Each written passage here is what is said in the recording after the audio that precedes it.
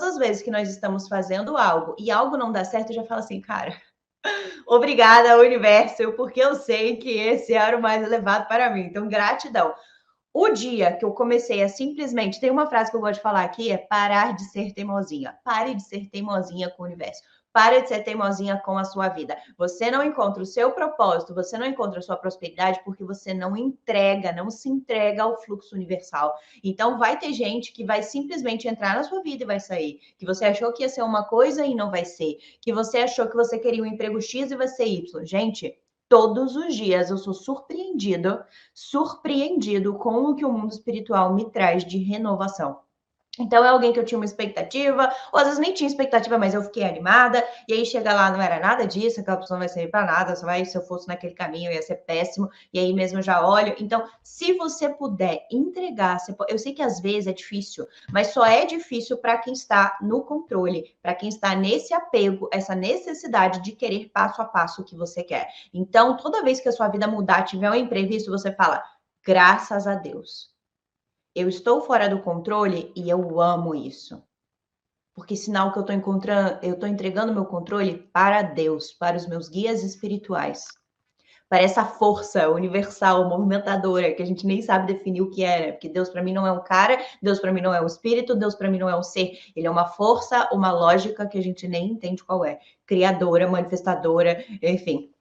Então, todas as vezes que você sair do seu controle, você está andando em direção ao caminho que você precisa. Só solta, só solta. Todas as vezes que eu dei grandes saltos na minha vida, foi o momento que eu abri mão do que eu achava que ia ser. Então, quando eu fui virar, quando eu saí da empresa de engenharia, eu não achei que eu ia virar terapeuta, e eu tive que abrir mão da expectativa que eu tinha, que eu ia continuar trabalhando com engenharia, só que de outra forma. E eu entreguei. E aí, quando eu fui começar, então, a dar, né, sessões pagas, né, que foi a minha transição de carreira, mas a sua pode ser outro tipo de transição de carreira, tá, gente?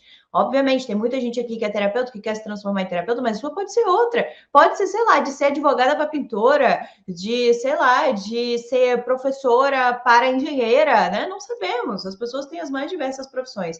Então, independente de qual é a sua. Então, você vai seguindo o chamado do universo. Eu não escolhi ser terapeuta, as pessoas me pediam.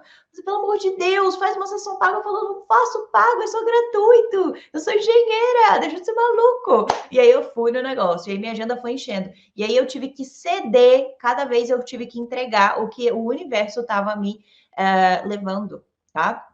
Então, eu quero que vocês perguntem quais são as áreas da minha vida que eu não entrego o controle. Que toda vez que muda, você fala, não, eu quero que seja desse jeito. E aí você não solta o controle, você não se permite que os presentes do universo venham até você. E isso, por que você não quer soltar o controle? Insegurança, falta de autoconfiança. A autoconfiança fez com que eu levasse 10 anos para o Aura Healer vir para a Terra. E por que levou 10 anos? Porque eu não estava pronta, porque eu não estava preparada, porque eu já não tinha técnica? Não, that's BS, como a gente fala. Bullshit, essa é balela total. Não veio porque eu tinha autoinsegurança. Então, como a vida inteira eu tive problemas, né, de chegar nos lugares e ter, né, um nível de capacidade espiritual mais alto do que as pessoas velhas, né, quando eu estudava nos centros espirituais religiosos, porque eu estudei em vários, só para vocês saberem. Então, o que eu trago aqui não é uma coisa, hoje sentei e canalizei, e virei canalizadora. Não, é fruto de muitos anos de estudo, de muitas encarnações que eu faço a mesma coisa na Terra e eu tenho acesso a essas informações, e fruto do que os meus guias vão abrindo da minha própria consciência, do meu eu superior, através da egrégora do Aura Healing, para que eu tenha consciência de que isso tudo já existia, que eu tenha capacidade de acessar. Então, durante muito tempo, e agora eu vou contar uma coisa para vocês aqui, que eu não conto na internet, porque sei lá por quê, mas eu vou contar aqui porque eu não devo nada a ninguém, eu não preciso agradar ninguém, e a coragem de não agradar, né?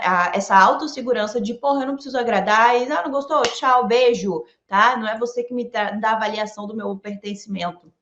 Então, eu vou contar aqui para vocês agora. O que acontecia, né?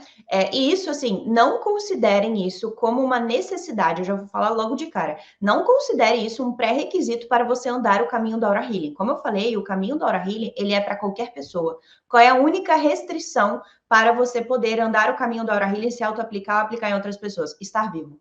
Ponto. Ponto. Não precisa enxergar, não precisa ter 3 pernas, não precisa andar, não precisa se mover, não precisa se colocar numa posição, não precisa orar, não precisa meditar, não precisa nada, você precisa estar vivo. Você está vivo? Então você pode. Só que eu, Thalita, eu tenho um caminho diferente, né? Normalmente as pessoas que vêm ancorar essas novas tecnologias na Terra, nós já nascemos diferentes, porque eu sim, eu tenho que ter muito contato com o mundo espiritual. E caso você não saiba, eu vou aproveitar agora esse momento para contar como você pode superar a sua auto-insegurança através da minha história de superação, tá? A minha jornada. Então, eu tenho várias coisas muito loucas na minha jornada, mas hoje eu vou focar nessa aqui. Desde muito criança, eu nasci muito médio. Não é sensitiva, é médio. Então, eu vejo, eu escuto, eu falo. O meu pai morreu, eu tinha 7 meses de idade. Eu nunca conhecia, eu não vi uma foto, né? Porque minha mãe logo casou com meu padrasto, eu tinha 1 ano e meio. Então, né, era uma coisa que ficava meio assim, não vou mostrar porque tem aquele homem lá, enfim, a família do meu pai também. Eu nasci com muita herança, com muita terra, nasci milionária, gente. Eu nasci rica, assim, ó. Ha! Filhinha de Oxum, me roubaram tudo, tá? Ei, família Tomazini, tudo bem? Por isso que o nome do meu pai eu não uso, o Lego era o nome da minha mãe, tá? Então foi uma coisa que eu cresci sempre usando, né? Então, Tomazini aí, família de mafioso mesmo, italiana, tá? É bem comum isso. Eu sou nascida numa colônia italiana e quanto problema de dinheiro e roubo entre a própria família existe. É tipo unânime. É alguém morrer e começa um roubando o outro, começa um vendendo as coisas do outro. E eu passei por isso. Como minha mãe tinha 18 anos quando eu nasci com essas heranças e tal, que ainda estava até, né, no espólio do meu avô, que não tinha terminado. E aí, os meus tios, então, junto com a minha avó paterna, venderam tudo. E eu fiquei sem nada. Eles nunca ajudaram eu e a minha mãe. Graças a Deus, tinha o meu padrasto, que apesar de ser uma pessoa extremamente violenta, ele nunca me deixou faltar nada. Muito pelo contrário. É uma pessoa que até hoje eu tenho como um exemplo. Ele é taurino. Menino, o cara criou o próprio império. Isso é uma coisa que eu dou, honro você todos os dias. Graças a Deus eu tive esse exemplo de força, de batalha, de criou tudo do zero mesmo com todas as incapacidades emocionais dele. Então, isso é uma coisa que eu tenho esse exemplo muito bom, né, de fogo masculino, de correr atrás. Então, apesar de todos os pesares, admiro muitas coisas. E a vida é isso, tá? É você admirar as partes que devem ser admiradas mesmo nas pessoas que mais machucaram você e mais violentaram. Então, quem é da sua família que te violenta, ou que te violentou, ou que te trouxe para baixo, né? Então, agradeça tudo que ele te deu de bom. E isso faz parte da sua história. Ele deu o que podia, e mesmo assim, talvez ele não tenha dado tudo que ele podia, mas era o que você precisava, porque você chegou até aqui. E não faça disso o seu presente. Não faça do seu passado o seu presente. Então, as incapacidades que eu tive por causa da minha infância, como adulta, eu fui correr atrás. E o meu caminho de crescimento, ele veio, né, com essa construção da minha autossegurança, porque eu não tinha, muito pelo contrário. A vida inteira na minha casa eu escutava que eu estava errada, que eu era fria, que eu era chata, que eu não gostava de tocar, que eu não sei o que. E aí existiam vários porquês atrás disso, né? Inclusive que eu era burra. Na verdade, eu queria ter feito medicina e graças ao meu padrasto eu não fiz, porque ele é médico e eu sempre fui encantada com medicina. Desde criança eu lia todos os livros de medicina dele. Eu, tipo assim, os amigos dele ficavam doidos comigo. Que com 15 anos ele tinha um amigo que ele me colocava de jaleco e ficava me mostrando as coisas lá, porque eu sabia discutir com ele tudo. Era muito massa. E aí, só que meu padrasto, infelizmente, não deixou, porque ele pegou e falou para mim assim: você não vai fazer, porque você é burra e preguiçosa e você não vai conseguir passar. E se você passar, eu não vou deixar você trabalhar comigo.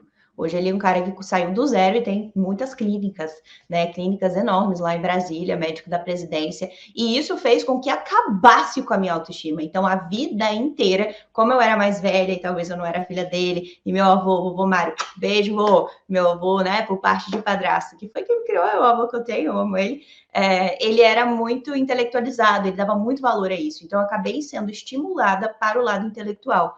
Mas, né, tadinho, meu padrasto, com todas as incapacidades dele, ele acabava vendo isso como uma ameaça, porque minhas irmãs são filha dele e eu não sou. E isso acabava talvez incomodando ele de alguma forma, ou até mesmo ele tinha muitas questões ali, e isso transferia para mim. E tá tudo bem. Então, ao longo da minha vida, eu cresci achando que eu era burra e que eu era preguiçosa. Olha que louco isso. A pessoa que era, e eu era, tipo, super inteligente, sempre fui muito inteligente, eu sempre fui acima de todo mundo. E aí as pessoas, né? E como a gente vê que quando a gente brilha, mesmo quando a gente é criança, a gente incomoda aqueles à nossa volta. Então, talvez muitas das inaptidões que você acha que você tem hoje, na verdade, você não tem. É porque as pessoas à sua volta, de alguma forma, se sentiam ameaçadas, tá? Então imagina, hoje eu vejo, né, que entre todos os filhos, ele talvez foi o que mais foi estigmatizado por não ser, porque os outros irmãos dele são, tipo, super gênios, né? Então ele tinha essa questão já com o pai dele. O pai dele já não o aprovava. E aí, quando ele via o meu avô me aprovando, e aquilo gerava uns gatilhos dentro dele. Hoje, como adulto, eu compreendo. Agradeço, perdão, não tem nada a ver a criança ferida dele falando, mas me levou muitos anos para eu adquirir um mínimo de autoestima para acreditar. Gente, eu estava na segunda faculdade de engenharia e eu ainda falava, caraca, não, eu sou burra, não, porque eu sou. Quantos de vocês, fala isso para mim, quantos de vocês fazem coisas e quando vocês fazem, você fala assim, não, isso é fácil, porque eu fiz. Diminuindo a sua própria conquista. E aí, todos os lugares que eu chego, eu falo, não, não, engenharia é muito louco. Não, não, não, engenharia não dá. Você fez engenharia trabalhando ainda 12 horas por dia? Não, não, não, não, não, não. Não tem como fazer isso. Você deve ser muito inteligente.